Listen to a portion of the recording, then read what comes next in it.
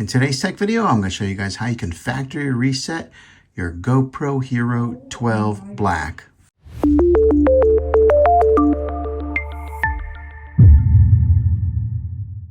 Okay, I'm getting ready to sell this GoPro here, but before I do, I'm going to reset it back to factory settings, and I want to show you guys how you can do that in case you need to do the same thing.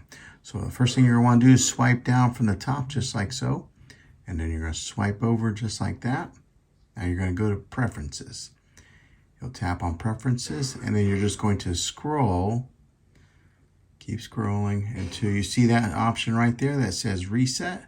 Go ahead and click on that, and it'll say Format SD card, Reset, Presets, or Factory Reset there at the bottom. So we're going to go ahead and hit Factory Reset. All right, now it's going to want to confirm, and so you're just going to click on Reset right here. All right, and it'll go through all its steps and start resetting your camera like it's back to new. You'll hear that beep. All right, and then it's going to go back to its main menu. There we go. And then now it's reset back to the factory settings.